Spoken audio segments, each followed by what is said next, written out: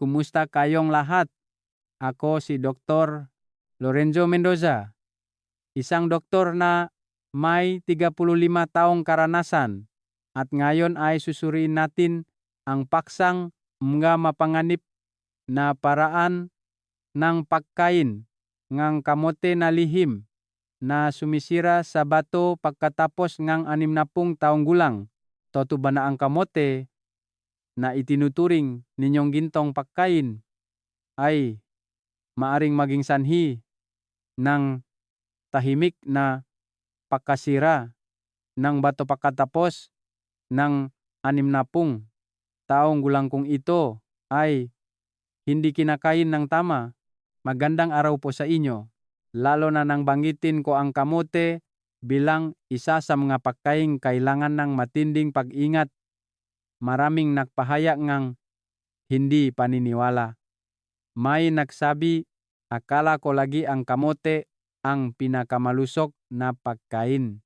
Ang iba naman ay nag-alala, araw-araw akong kumakain ng kamote, kapalit ng kanin. Sinisira ko ba ang aking sarili?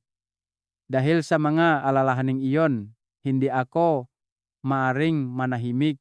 Naintindihan ko na sa likod ng bawat tanong ay ang tunay na pag-alala sa kalusugan, ang pagnanais na mabuhay ng mahaba at malusog kasama ang pamilya.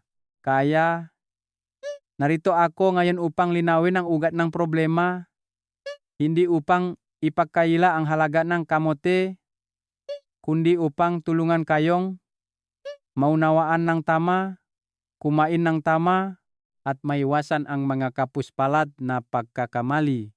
Mahal kong mga kababayan, ang kamote ay likas na isang mahusay na pagkain. Ito ay mayaman sa fiber, bitamina, at maaring makatulong sa panunaw kung ginagamit ng tama. Ngunit pagkatapos ng 60 taong gulang, ang ating katawan ay hindi na tulad ng dati. Bumagal ang sistema ng panunaw, bumaba ang kakayahan ng metabolismo, at lalo na ang function ng bato, ang mahalagang filter ng katawan, ay humihina din sa paglipas ng panahon. Sa kontekstong ito, kahit gaano pakaganda ang isang pagkain, kung ginagamit sa maling paraan, maling oras, o hindi angkop ang kombinasyon, maari itong maging mapanganib na pasanin. Ang ating mga bato ay inihahalin tulad sa isang tahimik na manggagawa na walang tigil na nagsasalangang manggalason upang mapanatili ang balansengang katawan. Ngunit ang nakakatakot ay kapa nagsimulang humina ang bato, halos hindi ito nagbibigay ng malinaw na senyales.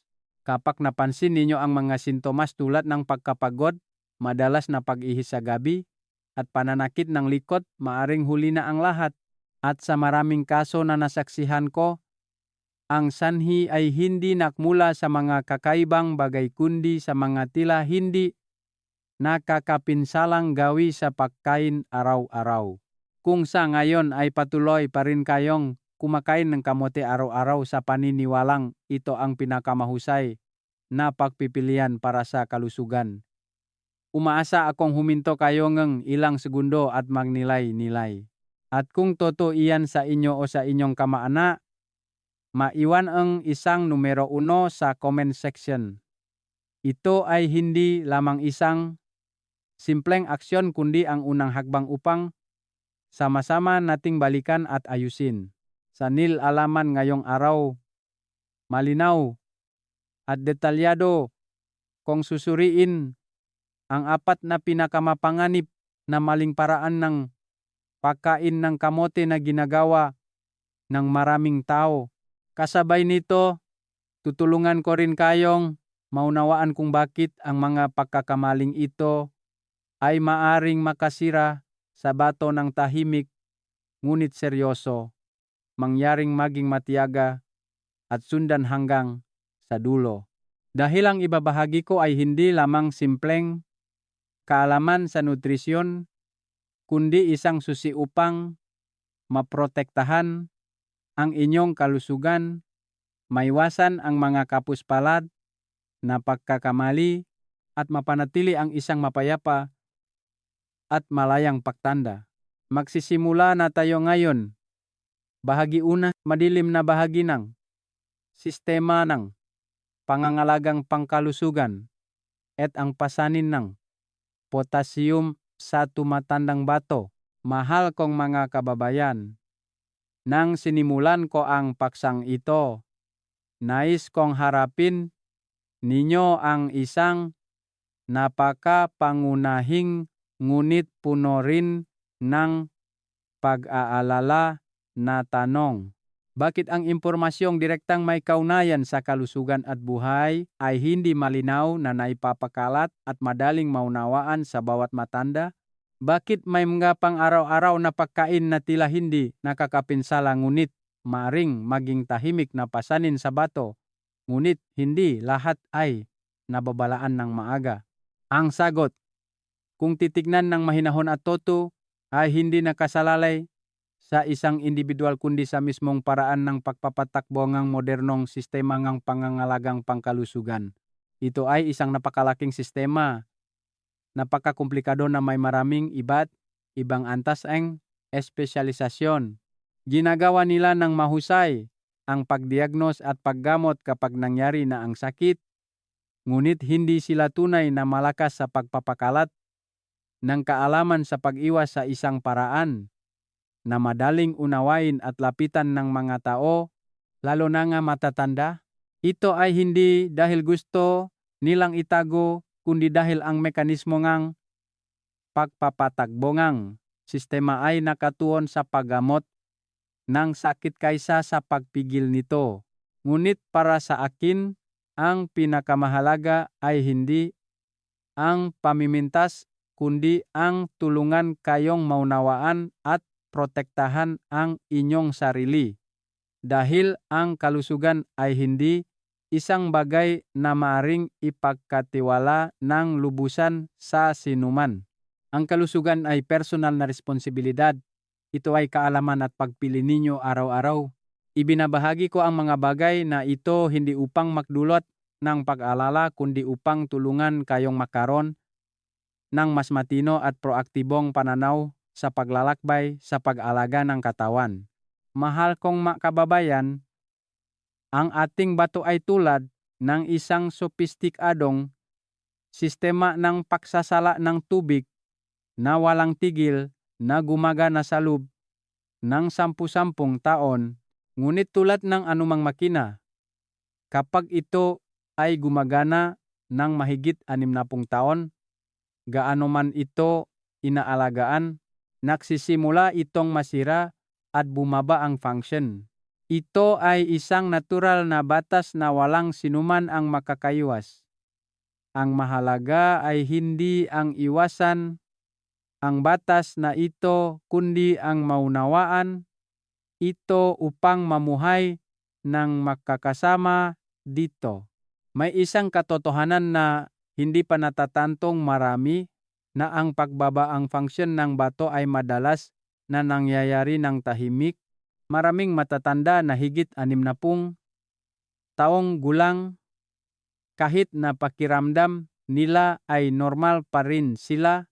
Sa katunayan, ang function ng bato ay maaring bumaba na sa umigit kumulang 50% hanggang 70% kumpara sa ideal na antas. Ang mas nakakabahala ay ang bato ay isang tahimik na organo na halos hindi nagbibigay ng malinaw na senyales ng sakit, tanging kapag malala na ang pinsala. Dahil dito, maraming tao ang nahuhulog sa isang napakapanganib na sitwasyon ng hindi nalalaman. Sa labas ay tila normal, ngunit sa loob ay labis na nagtatrabaho ang bato. At sa kontekstong iyon, kung patuloy tayong kumakain ayon sa lumang gawi, lalo na ang paggamit ng pagkaing may mataas na potassium tulad ng kamote ng hindi kinokontrol, para itong nagdadagdag pasanin sa isang tulay na nagsisimula ng bumagsak. Madalas kong inihahalin tulad sa mga nakatatanda na ang ating katawan ay parang isang bahay na maraming taon nang ginagamit. Noong bago pa matibay ang lahat, maganda ang pagtanggap ngang bigat. Ngunit sa paglipas ngang panahon ay unti-unting humihina ang pundasyon. Sa panahong iyon, ang matalinong gawin ay hindi ang patuloy na magdagdang bigat kundi ang magbawas ang pasanin, patibayin, at alagaan ang bawat maliit na detalye. Ganoon din ang bato. Kapag ito ay nasa yugto ng pagtanda, ang kailangan ninyo ay hindi ang kumain ng napakaraming bagay na sinasabing masustansiya, kundi ang kumain ng tama, kumain ng katamtaman, at lubusang maunawaan kung ano ang kailangan ng inyong katawan. Ibinabahagi ko ang mga bagay na ito na may napakasimpal ngunit napakalalim na hangarin. Maari ninyong maranasan ang inyong matatandang taon ng proaktibo, magaan, at mas hindi umaasa sa ospital. Hindi upang labanan ang medisina kundi upang samahan ang medisina sa pamamagitan ng sarili ninyong pangunawa. Kapag naunawaan ninyo ang katawan, malalaman ninyo kung paano pumili, malalaman ninyo kung kailan magpapatuloy at kailan hihinto, at tandaan ninyo ang isang mahalagang bagay, ang sakit sa bato ay hindi dumarating sa isang araw kundi naiipon mula sa maliliit na gawi araw-araw. Kaya, ang paglalakbay sa pagprotekta sa bato ay hindi nangangailangan ngang malalaking bagay kundi nagsisimula sa malilit ngunit tama at matatag na pagbabago. Mula ngayon, lalo kung susuriin kasama ninyo ang mga partikular na salik na nakakapekto sa bato upang hindi lamang natin maunawaan kundi upang proaktibo nating ayusin at protektahan ang ating kalusugan sa pinakamatalinong paraan. Bahagi 2. Panganib mula sa hiperkalemia kapag kumakain ng kamote. Mahal kong nga kababayan, dito ay magtatanong ang marami. Bakit ang isang pamilyar na pagkain na itinuturing na malusog tulad ng kamote ay maaring maging panganib sa bato ng mga matatanda? Ang sagot ay nasa isang nutritional factor na bihirang nating napapansin. Iyan ay potassium. Ang kamote ay isa sa mga pagkaing halaman na may mataas na nilalaman ng potassium. Karaniwan, ang potassium ay isang napakahalagang mineral na tumutulong sa katawan na kontrolin ang presyon ng dugo, balansehin ang electrolytes, at suportahan ang matatag na paggana ng puso. Para sa mga kabataan na malakas pa ang metabolismo at malusog ang bato, ang potassium ay tulad ng isang mabuting kaibigan na tumutulong sa katawan na gumana ng maayos. Ngunit nagsisimulang lumitaw ang problema kapag tumataas ang edad at unti-unting humihina ang function ng bato sa paglipas ng panahon. Gusto kong maunawaan ninyo ng malinaw ang isang napakahalagang bagay. Kapag lumampas na sa 60 taong gulang, ang kakayahan ng bato na magsala ay hindi na tulad ng dati. Hindi ito nangangahulugan na may sakit kayo, kundi simpleng ang katawan ay nasa yugto na ang natural na pagtanda. Ngunit sa yuktong ito, kung patuloy tayong kumakain tulad noong bata pa, lalo na ang pagkuha ng malaking halaga ng potassium sa maikling panahon, mapipilitan ang bato na iproseso ang labis na dami na higit sa kakayahan nito. Kapag hindi agad na idiskarga ang potassium, ito ay maipon sa dugo na humahantong sa kondisyon na tinatawag ng medisina na hyperkalemia. Ito ay hindi isang malabong konsepto kundi isang kondisyon na maaring direktang makaapekto sa kaligtasan ng katawan. Gayunpaman, Gusto ko ring sabihin sa inyo ng malinaw, patas at siyentipiko na ang panganib na ito ay karaniwang nangyayari sa mga taong may malinaw na pagbabangang function ng bato o may umiiral na sakit. Hindi sa lahat ng kumakain ng kamote ay nasa panganib. Ang dapat tandaan ay kapag mataas ang potassium sa dugo, maaari itong makaapekto sa electrical conduction system ng puso. Gumagana ang ating puso sa pamamagitan nga napakasensitibong electrical signal at ang potassium ay isa sa masalik na kasangkot sa prosesong ito. Kapag navela ang balance na potassium, maing maugulo ang sinel na humahensong sa pakiamtam na pagkapagod, palpitations, at irregular na tibok na puso. Sa malalalang kaso, kung hindi makontrol, ang kondisyong ito ay maaring maging mas seryoso. Hindi lang sa puso humihinto, ang labis na potassium ay nakdudulot din ng presyon sa maliliit na filtering units ng bato. Ibig sabihin ay ang glomeruli. Ang maistrukturang ito ay napakaliit ngunit napakahalaga, tulad ng napakanipis na filter sa katawan. Kapag mahina na ang bato dahil sa edad, ang patuloy na pagproseso ng labis na mineral ay magpapabilis sa pagkasira at pagbabaeng function ng istrukturang ito. Gayunpaman, dito ay gusto kong ibahagi sa inyo ang isang mas balanseng pananaw. Hindi ang kamote ang masamang pagkain, kundi ang problema ay nasa paraan ng paggamit at kondisyon ng katawan ng bawat isa. Kung may malusok kayong bato at kumakain ng katamtamang dami, ang kamote ay nananatiling isang magandang pinagmulan ng nutrisyon. Ngunit kung mayroon na kayong makasintomas ngang pagbabangang function ng bato o may kaugnay na sakit, ang pagkain ngang labis, lalo na ang madalas na pagkain nito kapalit ng pangunahing pagkain, ay magpapahirap sa katawan. Nakakita akong isang kasong isang matandang higit 60 taong gulang sa Western Visayas. Ugali niyang kumain ng kamote kapalit ng kanin sa umaga dahil inakala niyang magaan ito sa tiyan at mabuti sa kalusugan. Sa simula, pakiramdam niya ay mas magaan ang katawan, ngunit pagkatapos ng ilang buwan ay nagsimula siyang makaramdam ng pagkapagod, kawalan ng gana, at mas madalas na pag-ihi sa gabi. Nang sumailalim siya sa pagsusuri, sinabi na doktor na may mga senyales na pagbaba na function na bato. Matapos ayusin ang dieta, bawasan ang kamote, at balansehin ang nutrisyon, unti-unting bumalik sa normal ang kanyang kondisyon.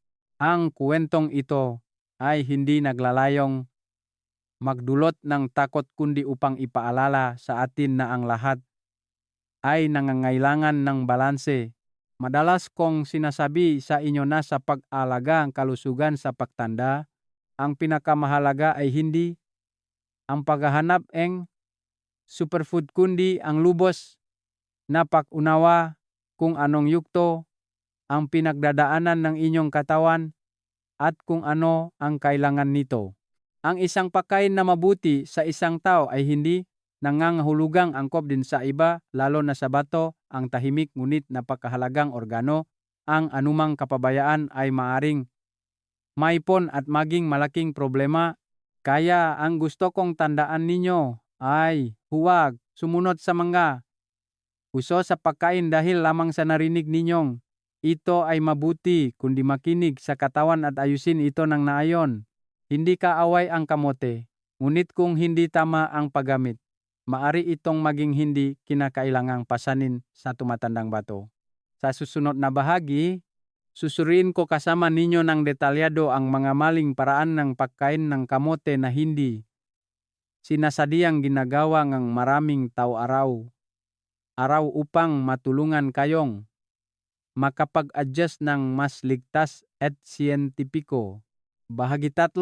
Apat na pinakamasamang paraan ng pagkain ng kamote na nakakapinsala sa bato. Mahal kong kababayan, ngayon ay ibabahagi ko sa inyo ang isang paraan ng pagkain ng kamote na pinaniniwalaan ng marami na mabuti at itinuturing pangangmainit na paggamot sa malamig na panahon. Iyan ay inihaw na kamote. Ang nakakalat na amoy, ang tamis at pagkamalinamnam nito ay nagiging dahilan upang maraming matatanda ang isipin na ito ay masarap at malusog na pagkain. Ngunit sa siyentipikong pananaw at klinikang karanasan, kailangan kong sabihin sa inyo ang isang katotohanan. Para sa mga taong higit sa 60 taong gulang, lalo na kung humina na ang function ng bato, ang inihaw na kamote ay hindi na simpleng pagkain kundi maaring maging isang napakalaking metabolikong pasanin na dapat bigyang pansin. Naintindihan ko ang inyong pagtataka nang marinig ito dahil sa ngayon madalas tayong pinapayuhan na ang kamote ay mabuti para sa panunaw, mabuti para sa bituka. Hindi ito mali, ngunit ang problema ay nasa paraan ng pagluluto. Kapag ang kamote ay direktang inihaw sa mataas na temperatura, ang komplikadong almirol sa loob ay mabilis na nagiging simpleng asukal, lalo na ang madaling makuha na uri ng asukal. Ang prosesong ito ay tinatawag sa agam na glycosylation na nagpapatas ng glycemic index ng kamote. Kung ang pinakuluang kamote ay may average na glycemic index, ang matagal na inihaw na kamote ay maaring magpataas ng index na ito ng husto na nagiging sanhi ng mabilis na pagtaas ng asukal sa dugo pagkatapos kumain. Para sa mga kabataan, ang katawan ay may sapat na kakayahan na magregula. Ang insulin ay epektibong gumagana upang ibalik ang asukal sa normal na antas. Ngunit para sa mga matatanda, lalo na ang mga may senyales ng pagbaba ng toleransya sa asukal o prediabetes, ang biglaang pagtaas na ito ay tulad ng isang malakas na alon na bumubuhos sa sirkulasyon. Madalas kong ipinapaliwanag sa inyo sa isang madaling maunawaan na imahe. Isipin na ang ating daloy dugo ay tulad ng agos ng tubig na dumadaloy sa napakalit na tubo. Kapag mataas ang antas ang asukal, nagiging mas malapot ang dugo kaysa sa normal. At kapag dumadaan ito sa maliliit na kapilari, lalo na sa bato, lumilikha ito ng malaking presyon sa pader ng daluyan. Samantala, ang glomeruli, kung saan nangyayari ang pagsasala, ay isang napakanipis na istruktura. Kung ang kondisyong ito ay paulit-ulit na mangyayari, sa katagalan ay masisira at hihina ang mga filtering units. Hindi lang iyan. Kapag tumanda na, bumababa rin ang kakayahan ng katawan na maglabas ng insulin. Dahil dito, mahirap bumaba agad ang asukal sa dugo pagkatapos kumain na nagpapahaba sa panahon na kailangang magtrabaho ang bato sa ilalim ng mataas na presyon. Ito ang dahilan kung bakit maraming matatanda, kahit hindi kumakain ng masyadong maraming direktang asukal, ay nakakaroon pa rin ng problema sa asukal sa dugo at function ng bato. Nakakita ako ng isang lalaki na higit 65 taong gulang na mahilig kumain ng inihaw na kamote tuwing hapon dahil inakala niyang mas malusog ito kaysa sa mga matatamis. Sa simula ay walang malinaw na sintomas, ngunit pagkatapos ng ilang panahon ay nagsimula siyang makaramdam ng pagkapagod, pagkauhaw at mas madalas na pag-ihi sa gabi. Nang surin, may mga senyales ng kawalan ng balanse sa blood sugar at kidney function. Matapos ayusin ang dieta, bawasan ang inihaw na kamote at palitan ito ng mga pagkaing may mababang glycemic index, unti-unting bumuti ang kondisyon. Ipinapakita nito na hindi masama ang pagkain kundi ang paraan ng pagkain ang hindi akma sa kondisyon ng katawan. Ang gusto kong maunawaan ninyong lubusan dito ay hindi ang ganap na pagbabawal kundi ang malaman ang hangganan at malaman kung paano pumili. Sa kabataan, kaya ang katawan ang pagkakamali ngunit sa pagtanda, bawat pagpipilian ay nangangailangan ng pagsasaalang-alang. Ang bato ay isang organo na hindi ganap na gumagaling kapag malala na ang pinsala, kaya ang pag-iwas ay palaging ang pinakaligtas na paraan. Naintindihan ko rin na ang inihaw na kamote ay hindi lamang pagkain kundi bahagi rin ng maalaala, isang init sa malamig na araw. Ngunit ang filosofiya na kalusugan ay hindi ang talikuran ang kasiyahan kundi ang malaman kung paano pumili na kasiyahan na hindi makakasama sa pangmatagalang kalusugan. Kung kailangang pumili sa pagitan ng 1 minutong sarap at maraming taon ngang malusok na buhay, ang matalino ay palaging pipiliin ang pangalawa. Tandaan ninyo ito. Ang katawan pagkatapos ngang 60 taong gulang ay tulad ngang isang sistema na matagal nang gumagana, hindi na kayang magdala ngang bigat tulad ngang dati, isang maliit na pagbabago lang. Ngunit sa tamang oras ay makakatulong sa inyo na maiwasan ang maraming panganib sa hinaharap. At minsan ang pagtalikod sa isang maliit na gawi ay ang pinakamalaking pagprotekta para sa inyong sarili at pamilya. Kung nakita ninyong kapakipakinabang ang pagbabahaging ito, mangyaring mag-comment ng numero 2 sa ibaba. Iyan ay isang simpleng paraan upang malaman kung patuloy kayong interesado at kasama sa paglalakbay na mamuhay ng malusog, mamuhay ng may kalidad araw-araw. At mahal kong mga kababayan, ang inihaw na kamote ay simula pa lamang. Mayroon pa ring ibang paraan ng pagkain na tila mas malusog at itinuturing pangang mabuting pagkain para sa dieta, ngunit lihim na nakdudulot ng presyon sa bato sa mas masalang paraan. Sa susunod na bahagi, patuloy kong susuriin kasama ninyo upang lubos na maunawaan at makapag-adjust kaagad bago pa man magbigay ng babala ang katawan.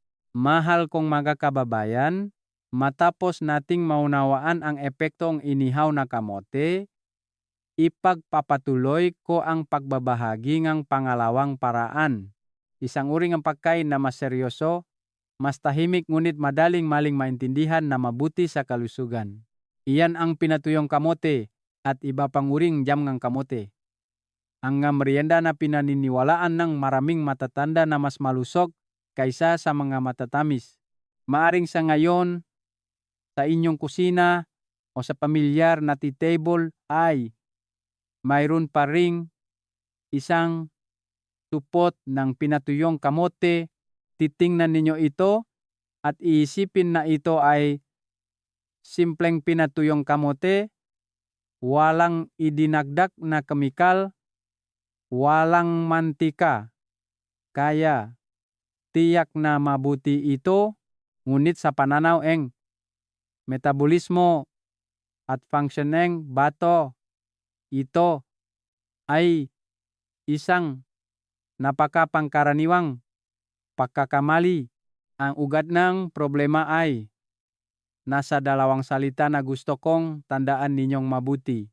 Kapag binatuyo ang kamote, halos lahat ng tubig ay nawawala at natitira lamang ang esensya na binubuo ng asukal, metabolized starch, at mineral tulad ng potassium.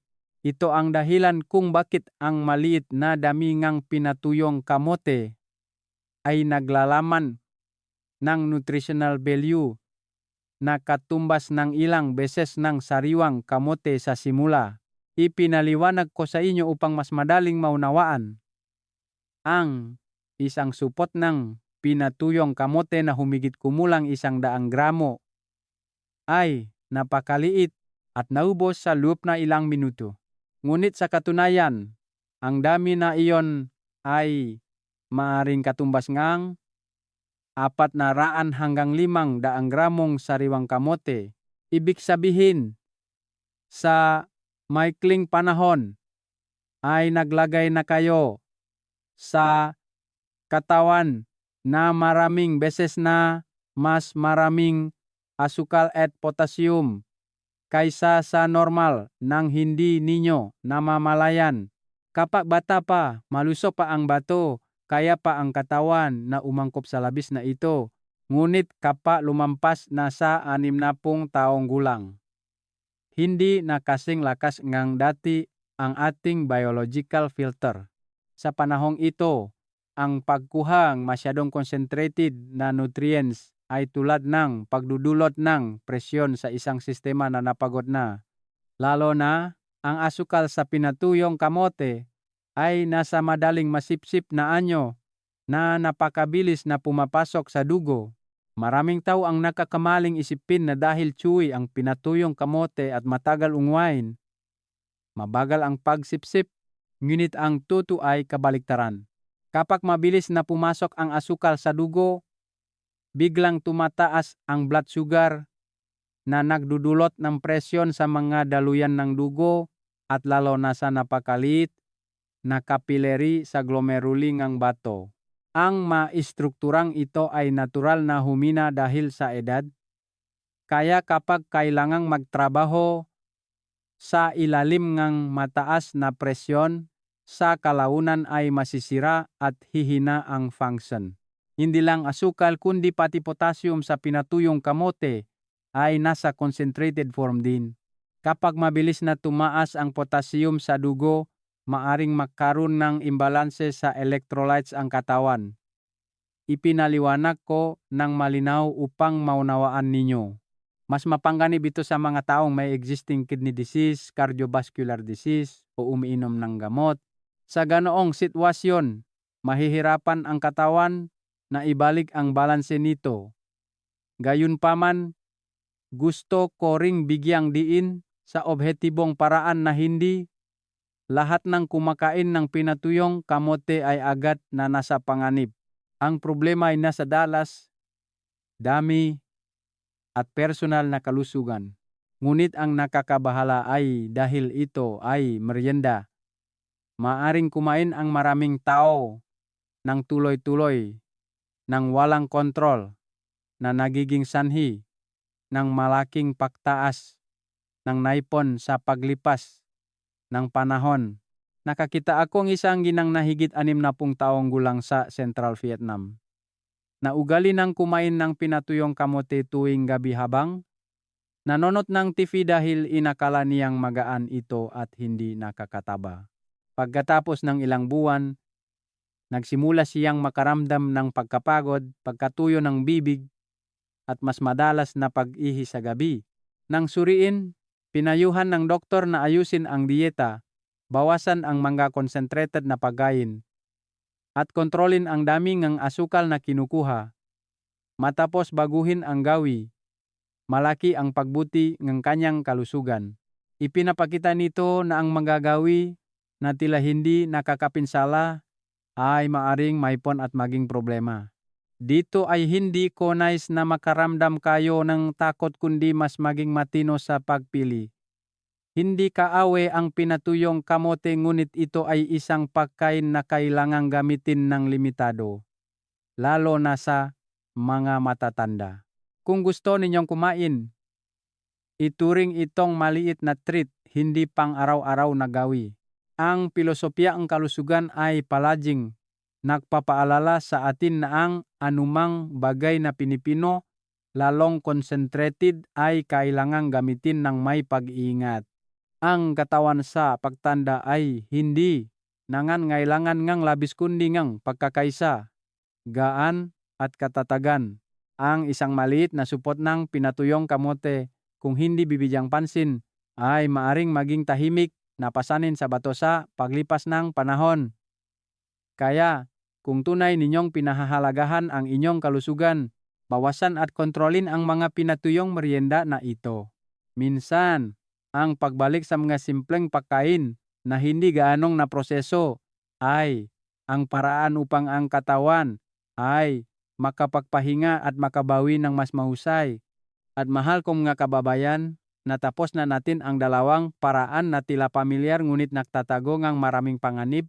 Ngunit ang mas nakakabahala ay mayroon pang ibang paraan ng pagkain na napakapangkaraniwan sa pang-araw-araw na buhay ng mga Pilipino. Kahit marami pa rin ang gumagamit nito tuwing umaga nang hindi nalalaman na maari itong magdulot ng presyon sa bato sa mas tahimik na paraan. Sa susunod na bahagi, patuloy kong susurin upang magkaroon kayo ng kumpleto at proaktibong pananaw sa pagprotekta sa inyong kalusugan, matapos ninyong matanto ang potensyal na panganib mula sa pinatuyong kamote. Ipagpapatuloy ko ang pagbabahagi ng isang katotohanan na mas nakakagulat sa marami. Ito ay hindi lamang issue sa nutrisyon kundi isang kwento tungkol sa matagal ng nakasanayang gawi na pinaniniwalaan nating tama, malusog at maging sikreto sa mahabang buhay na ipinasa sa bawat henerasyon. Subukan ninyong alalahanin ngayong umaga o kagabi nang kumain kayo ng kamote. Hindi ba ugali ninyong kainin ito kasama ng inasnan na gulay o kimchi upang masumarap ang lasa? Ang pakiramdam ng tamis ng kamote at alat, asim, ang hanggang inasnan na pagkain ay talagang nakakapagbagana. Dahil dito, maraming tao ang naniniwala na ito ay isang perpektong kombinasyon, masarap at mabuti para sa panunaw. Ngunit mahal kong mga kababayan, sa pananaw ng modernong medisina kasama ang karanasan sa klinika, ito ay isa sa mga pinakapanganib na pagkakamali para sa mga taong higit 60 taong gulang. Madalas nating naririnig na ang potassium sa kamote ay tumutulong sa paglabas ng sodium mula sa asin, kaya ang pagkain nito ng magkasama ay balanse. Hindi ito mali, ngunit totoo lamang kapag bata pa ang katawan, kapag ang function ng bato ay sapat pa ang lakas upang sabay-sabay na iproseso ang maraming sangkap. Ngunit para sa mga matatanda, kapag huminana ang kakayahan ng bato na magsala, ang kombinasyong ito ay nagiging isang double attack. Ipinaliwanag ko sa madaling paraan. Kapag kumain kayo ng inasnan na pagkain, ang mataas na sodium ay humihilang ng tubig sa dugo na mabilis na nagpapataas ng presyon ng dugo. Ang presyon na ito ay direktang bumabagsak sa glomeruli ng bato, ang mga manipis na filtering membrane na humina na sa paglipas ng panahon. Ngunit kasabay nito, ang potassium mula sa kamote ay pumapasok din sa dugo. Ang bato sa panahong ito ay parang isang matandang tao na may dalang-dalawang mabigat na sakoeng bigas ng sabay-sabay. Kailangang iproseso ang sodium at kailangan ding balansehin ang potassium habang ang lakas ay hindi na tulad ng dati. Ano ang resulta? Pinapataas ang sodium ang presyon sa mga daluyan ng dugo at ang potassium na hindi agad nailalabas ay may pon na nagdudulot ng electrolyte imbalance. Hindi nawawala ang dalawang salik na ito tulad na akala natin, kundi nagtutulungan upang makasira na nagiging sanhing sobrang pagtatrabaho ng bato. Kung paulit-ulit na mangyayari ang kondisyong ito, ang pangmatagalang resulta ay renal fibrosis. Ibig sabihin ay unti-unting nawawala ang elasticity at filtering capacity ng bato. Nakakita akong isang kaso sa Western Visayas. Isang matandang lalaki na higit 60 taong gulang na mahilig kumain ng kamote na may linga at inasnan na repolyo. Sabi niya, madali itong tunawin at magaan sa tiyan, ngunit pagkatapos ng ilang panahon, ay nagsimula siyang makaramdam ng bahagyang pamamaga ng paa madalas na pag-ihi sa gabi at unti-unting matagal na pagkapagod. Nang surin, malaki ang pagbaba ng kidney function. Ang nakakabahala ay hindi niya naisip na ang ugali niyang kumain na tila malusok ang tahimik na sanhi. Ang kwentong ito ay nagpapaisip sa akin dahil madalas ang panganib ay hindi nasa kakaibang bagay kundi nasa pinakapamilyar na mga bagay. Pinagkakatiwalaan natin ito ng napakatagal na hindi na tayo nagtatanong. May natanong sa akin kung ligtas bang hugasan ang inasnan na gulay upang hindi gaanong maalat. Ang sagot ay bahagya lang itong makakatulong, ngunit hindi nito nalulutas ang ugat ngang problema dahil ang dami nga asin ay malalim na nakapalob. At higit sa lahat, ang labanan sa pagitan ng potassium at sodium ay naroon pa rin at patuloy na nagdudulot ng presyon sa bato. Ang gusto kong tandaan ninyo ay hindi ang matakot kundi ang maunawaan ng tama upang makapili ng tama. Sa kabataan, kaya nga katawan ang pagkakamali. Ngunit kapa lumampas, nasa 60 taong gulang, bawat maliit na pagkakamali sa pagkain ay maaring maipon at maging malaking resulta. Ang kalusugan sa pagtanda ay hindi nagmumula sa pinakamasarap na pagkain, kundi sa mga pagpipilian na nagpapagaan ng pakiramdam ng katawan. Kung tunay ninyong minamahal ang inyong sarili at nais mamuhay ng malusog, malaya hanggang sa huling taon ng buhay, minsan kailangan ninyong makaroon ng sapat na lakas ng loob upang talikuran ang isang pamilyar na gawi. Dahil ang pagpapanatili ang malusog na bato ay hindi nangyayari sa isang araw kundi resulta ang daan-daang maliliit na pagpipilian araw-araw. At tandaan ninyo na ang kaalaman ang lakas na nagpoprotekta sa buhay. Kapag naunawaan ninyo kung ano ang nangyayari sa loob ng inyong katawan, hindi na kayo pasibo sa sakit. Ngunit hindi pa rito natatapos ang kwento. May isa pang paraan na tila napakalusog at ipinagmamalaki pang marami na ginagamit araw-araw ngunit lihim na nagbibigay daan sa pagbuo at paglaki ng bato. Ito ang tunay na nangyayari sa maraming tao nang hindi nalalaman. Patuloy na sundan dahil ang susunod na bahagi ay makakatulong sa inyo na maiwasan ang isang malaking pagkakamali. Mahal kong kababayan, matapos nating talakayin ang 3 pangkaraniwang pagkakamali kanina, ngayon ay kailangan kong banggitin ang ika-4 na pinakamasamang paraan. Isang gawi na marami sa inyo ang patuloy na ginagawa araw-araw sa paniniwalang ito ang pinakamalusog na pagpipilian para sa almusal. Dahil ito ay napaka-pamilyar at tila napakatama kaya lalong nakatago ang antas ng panganib nito. Iyan ang gawingang pagkain lamang ang kamote. Kapag gutom upang ganap na palitan ang almusal, naintindihan ko kung bakit popular ang gawaing ito. Marami sa inyo ang nag-isip na ang 1 o 2 kamote sa umaga ay maginhawa, magaan sa tiyan, at mabuti para sa panunaw. Ngunit sa pananaw ng pisyolohiya ng matatanda, lalo na sa taong higit sa 60 taong gulang, hindi ito isang matalinong pagpipilian, kundi isang gawaing hindi sinasadya na nagtutulak sa bato sa matagal na mapanganib na estado. Ang ugat ng problema ay nasa isang bahagi na bihirang binabanggit, iyan ay oxalic acid. Ito ay isang natural na compound na matatagpuan sa maraming uri ng halaman kabilang ang kamote. Sa mga kabataan, kapag kumakain ng iba't ibang pagkain, ang oxalic acid ay karaniwang nakikipag-ugnayan sa calcium sa bituka at inilalabas ng medyo ligtas. Ngunit kapag kumain kayo ng kamote habang walang laman ang tiyan, halos ganap na nasisira ang mekanismong ito.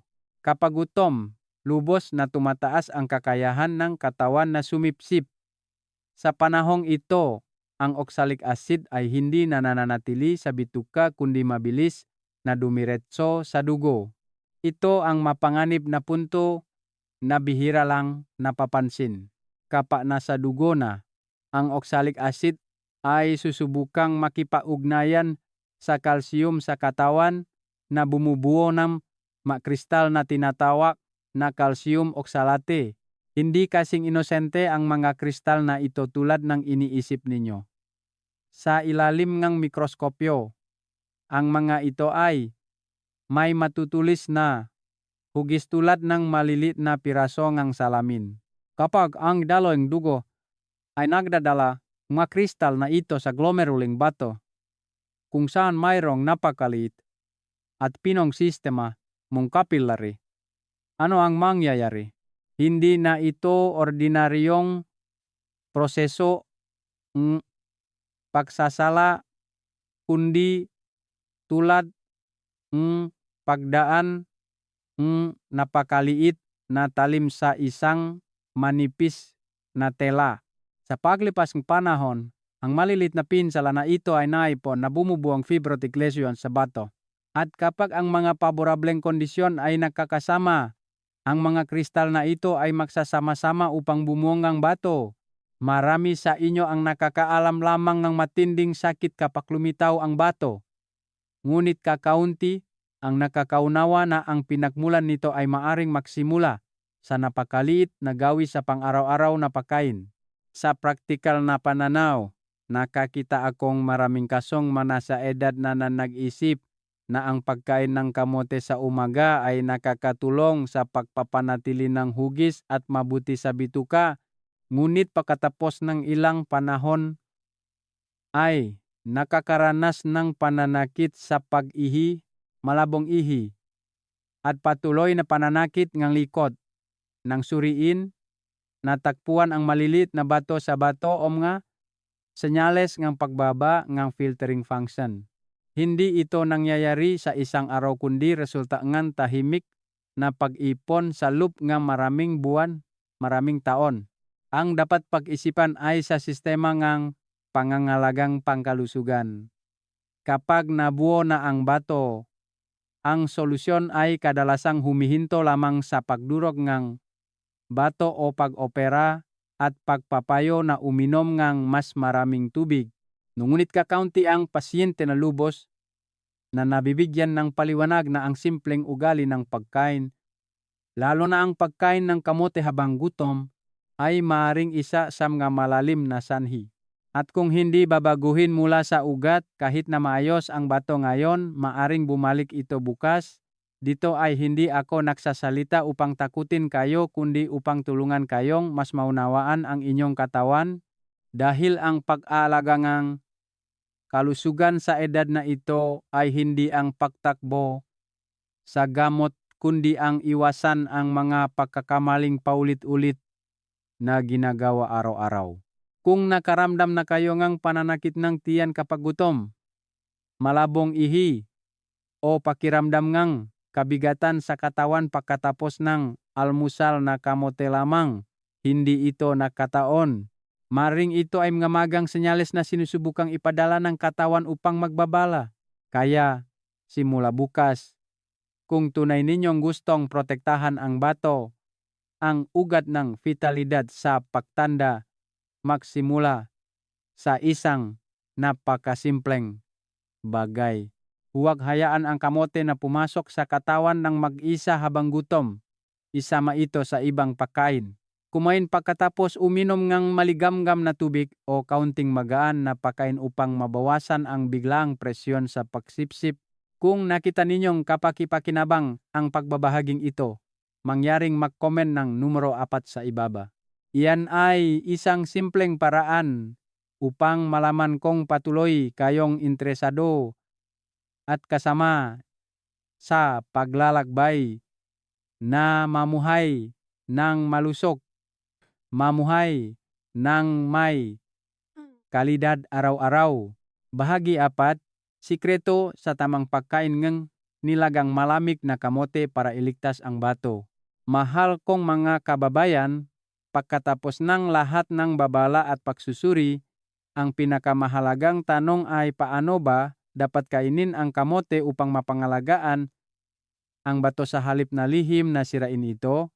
Hindi ang pag-iwas dito ang sagot, kundi ang paraan ng pagluluto at pagkain na akma sa tumatandang katawan. Ang paraan na gusto kong bigyang diin ay ang pagpapasingaw o pagpapakuluan ng kamote. Pagkatapos ay palamigin ng natural at kainin kapag malamig na. Mukhang napakasimple ngunit sa likod niyan ay isang malalim na biological mechanism na hindi lahat ay lubos na nakakaunawa. Kapag ang kamote ay naluto na at pinalamig, ang starch structure sa loob ay magiging resistant starch. Ito ay isang espesyal na uri ng starch na hindi mabilis na nasisipsip sa maliit na bituka kundi bumababa sa malaking bituka upang pakainin ang kapaki-pakinabang na mikroflora. Nagdudulot ito ng dalawang napakahalagang benepisyo. Una, mabagal at matatag ang pagtaas nga asukal sa dugo.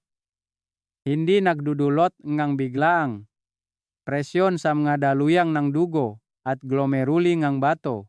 Pangalawa, nababawasan ang daming lason na nabubuo sa bituka, kaya nababawasan ang pasanin sa pagsasalang ng bato.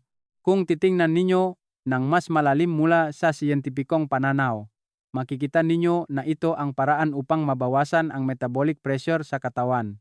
Kapag kumakain ng mainit na kamote, mabilis na nasisipsip ang asukal tulad ng biglang pagbaha. Ngunit kapag kumakain ng malamig na kamote, ang daloy ay nagiging mas banayad, tulad ng isang batis na umaagos ng regular, na nagbibigay sa bato ng oras upang umangkop at mag-adjust. Sa pananawang pilosopiyang buhay, madalas kong sinasabi sa mga matatanda na pasyente na ang pagbagal ay hindi nangangahulugang humihina, kundi ang malaman kung paano maging mas matatag. Ang paraan ng pagkain ng nilagang malamig na kamote ay isang pagpapahayag ng pilosopiyang iyon. Hindi nangangailangan ng matamis na lasa, hindi nangangailangan ng agarang kasiyahan kundi nakatuon sa pangmatagalang katatagan ng ma-internal na organo. Sa katunayan, sinusubaybayan ko ang maraming kaso ng mga matatanda na may bagong asukal sa dugo at bahagyang pagbaba ng function ng bato. Kapag lumipat sila mula sa inihaw na kamote patungo sa nilagang malamig na kamote, kinakain sa tamang oras at tamang dami, sa loob lamang ilang panahon, unti-unting naging matatag ang mga metabolic indices at malaki rin ang nabawasan ang pakiramdam ng kabigatan pagkatapos kumain. Hindi ito isang himala kundi resulta ng tamang pagkain alinsunod sa physiological laws ng pagtanda. Kaya, kung tunay ninyong gusto na maging kaibigan ng bato ang kamote, tandaan ninyo ang pangunahing prinsipyo na ito. Huwag ihawin, huwag iprito, unahin ang pagpapasingaw o pagpapakuluan. Pagkatapos ay palamigin bago kainin.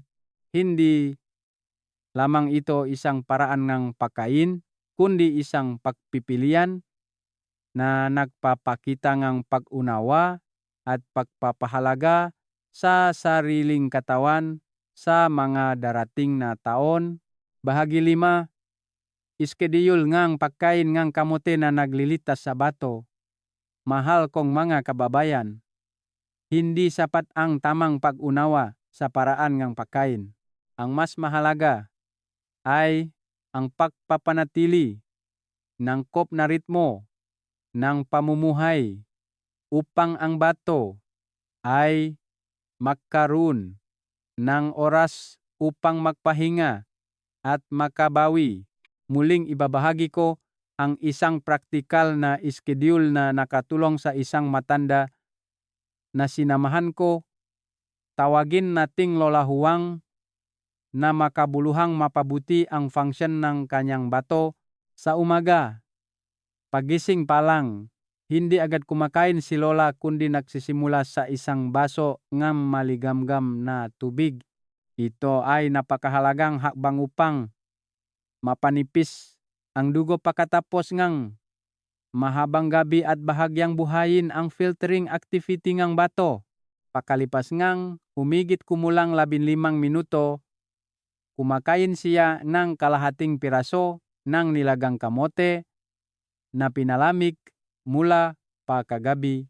Ang katamtamang dami na ito ay nakakatulong sa katawan na makakuha ng enerhiya ng dahan-dahan na iniwasan ng metabolic shock. Ang kapansin-pansin ay hindi kailanman kumakain si Lola ang kamote mag-isa kundi isinasama ito sa berdeng gulay tulad ng repolyo. Ang repolyo ay hindi lamang madaling bilhin at mura kundi naglalaman din nga active compounds na tumutulong na protektahan ang tiyan at mapabuti ang panunaw. Kapamayos ang pagana ng digestive system. Hindi kailangang iproseso ng bato ang labis na basura. Si Lola ay mayroon ding isang napakahalagang gawin ng umunguyang bawat piraso ng hindi bababa sa 30 beses na nakakatulong sa mga digestive enzyme na gumana ng mas epektibo. Nabawasan ang presyon sa buong katawan. Sa tanghalian, normal pa rin ang pagkain niya kasamang pamilya. Hindi niya pinipilit ang sarili sa masyadong mahigpit na dieta. Ngunit kung kumakain siya ng kamote sa gabi, palagi niyang tandaan ang mahalagang prinsipyo na hindi kumain ng kamote mag-isa kundi isama ito sa mga pagkaing mayaman sa tubig tulad ng labanos. Dahil dito, mas mahusay na nababalanse ang konsentrasyon ng mineral sa katawan na nakatulong upang hindi ma-overload ang bato.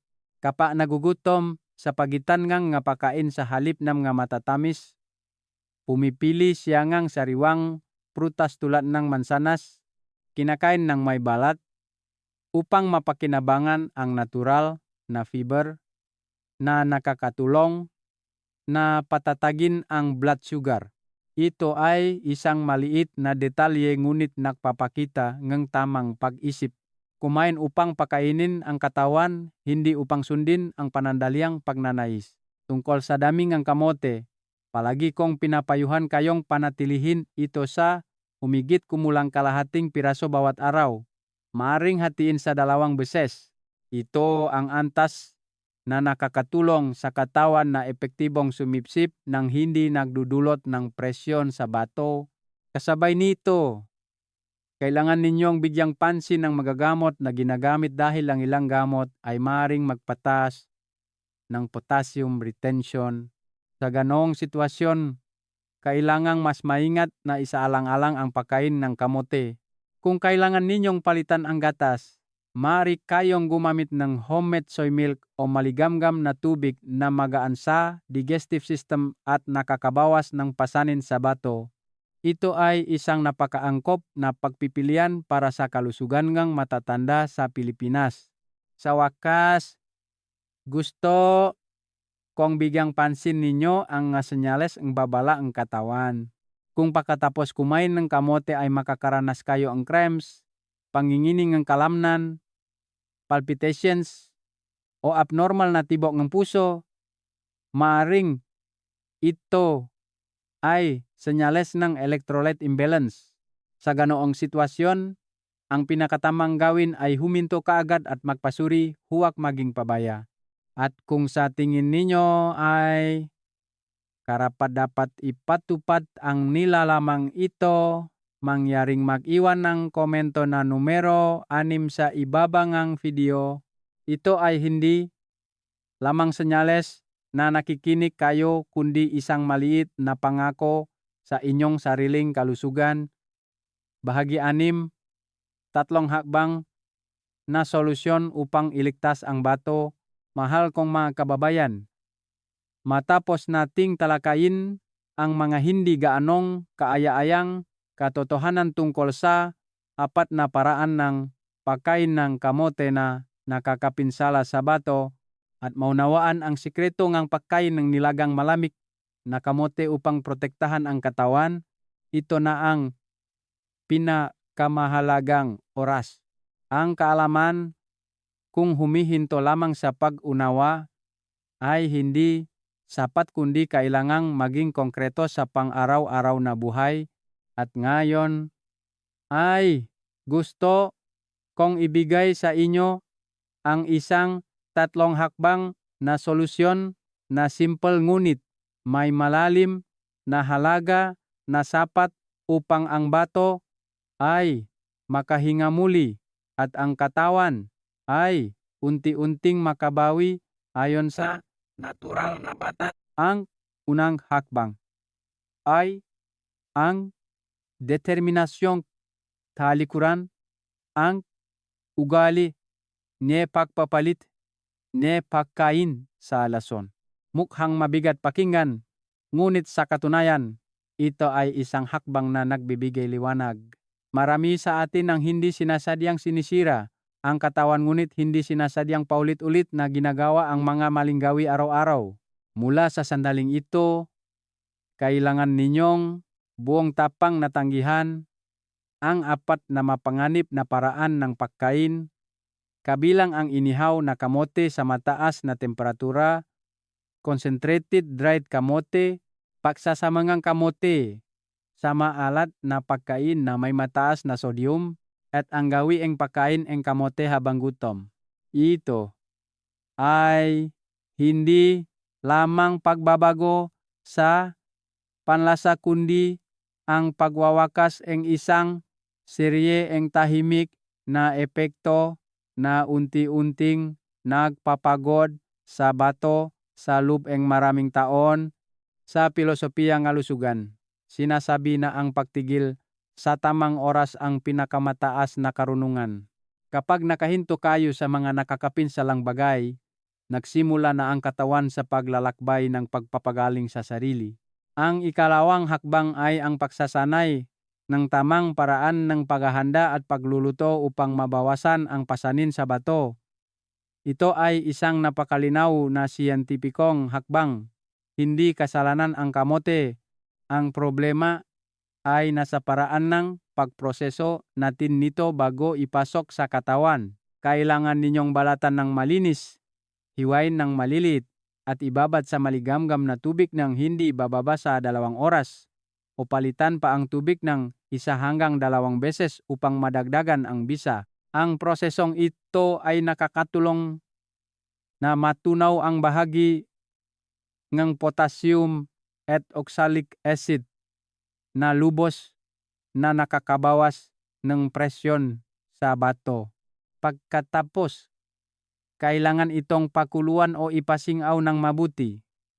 At huwag na huwag gamitin muli ang pinagbabaran. Kapag kumakain, panatilihin ang prinsipyo nga maliit na dami, hindi lalampas sa kalahati ngam palat bawat kainan. Dahil sa mataong higit 60 taong gulang, ang mahalaga ay hindi ang kumain ngang maraming nutrisyon kundi ang kumain ngang sapat upang lubos na masipsip ngang katawan ng hindi labis na nagtatrabaho. Madalas kong inihahalin tulad ang tumatandang bato sa isang filter machine na matagal nang ginagamit. Kung napakarami ang ibubuhos ng sabay-sabay, gaano man ito kaganda, magiging pasanin pa rin ito. Ang ikatlong hakbang ay ang pag-regulate ng pag-inom ng tubig at pagkilala sa sariling ligtas na limitasyon. Ito ang punto na marami ang mali ang pagkakaintindi. Para sa mga may matatag na function ng bato, ang pag-inom ngang sapat na maligamgam na tubig pagkatapos kumain ng kamote ay makakatulong sa katawan na mas mausay na may labas ang labis na sangkap, mabawasan ang panganib ngang pagbuo ng bato, at suportahan ang proseso ngang pagsasala. Ang tubig sa panahong ito ay tulad ng isang banayad na batis na naglilinis ng natirang dumi sa sistema. Ngunit sa kabaliktaran, parasam nga may malubhang sakit sa bato o suma sa ilalim sa dialysis. Ang tubig ay hindi na kaibigan sa karaniwang kahulugan. Ang kaunting labis na tubig sa pinapayagan ay maaring magdulot ng fluid retention, pagtaas ang presyon sa puso at baga na humahantong sa napakaseryosong resulta. Kaya sa kasong ito, kailangan ninyong sundin ng lubusan ang dami ng tubig ayon sa reseta ng doktor. Huwag mag-adjust ng mag-isa kahit kaunti. Ang tamang pag-unawa sa sariling limitasyon ang pinakamatalinong paraan upang protektahan ang buhay. At kung patuloy pa rin kayong nanonood hanggang dito, gusto ko kayong imbitahan na mag-iwan ng numero 8 sa comment section. Iyan ang paraan upang malaman kung nakakuha kayo ng mahahalagang kaalaman at nakita ninyo itong kapaki-pakinabang.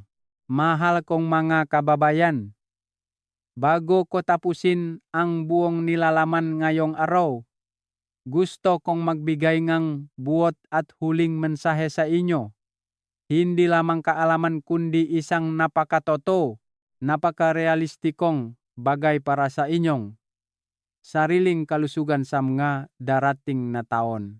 Sa lahat ng aming pinag-aralan, mula sa mga pagkakamali, sa pagkain ng kamote hanggang sa mekanismo ng epektong potassium, blood sugar, at presyon sa bato, pagkatapos ay ang tamang paraan ng pagkain at ang 3 hakbang na solusyon sa pagprotekta sa bato. Tiyak na natanto ninyo ang isang pangunahing bagay. Walang pagkain na ganap na mabuti o ganap na masama. Tanging ang paraan lamang ng paggamit natin dito ang nagpapasya sa huling resulta. Ganon din ang kamote. Kung naintindihan ng tama, ito ay pagkain na nagpapalusok, ngunit kung mali ang paraan, ito ay nagiging tahimik na pasanin sa bato. Gusto kong tandaan ninyo ang 3 pinakamahalagang bagay sa buong paglalakbay na ito. Una, ang bato nga higit 60 taong gulang ay hindi na tulad ng dati. Unti-unting humihina ang kakayahan nito sa pagsasala. Mas mabagal ang reaksyon kaya bawat pagkain. Gaano man ito kaganda, ay kailangang pag-isipan ng mabuti.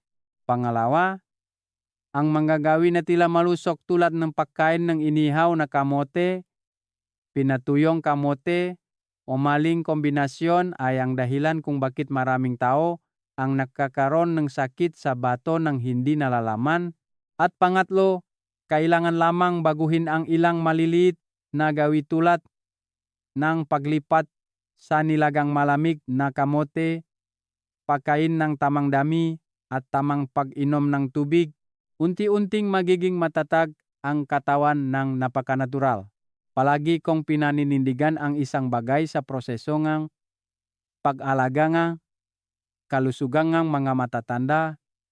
Iyan ay hindi kailangang gawin ang malalaking bagay, kailangan lamang gawin ng tama ang maliliit na bagay araw-araw.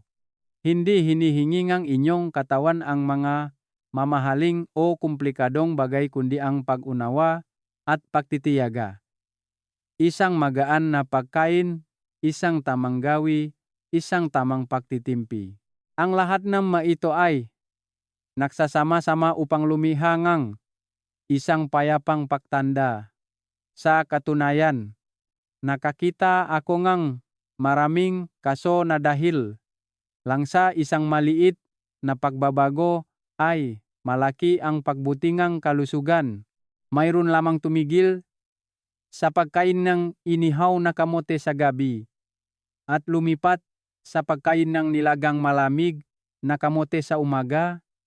Pagkatapos ng ilang linggo ay gumaan ang pakiramdam, nabawasan ang pag-ihi sa gabi, mas malalim ang tulog. Hindi ito mahika kundi ang katawan ay binibigyan ng tamang kondisyon upang ayusin ang sarili. Kung nakita ninyong kapaki-pakinabang ang nilalaman ngayong araw, mangyaring mag-like upang malaman kung kasama at sumusuporta pa rin kayo. At kung maari, mangyaring ibahagi ang video na ito sa inyong mga kamag-anak, kaibigan, kapitbahay bakalang. Ang inyong maliit na pagbabahagi ay makakatulong sa isang tao na magkaroon ng mas malusog na buhay araw-araw.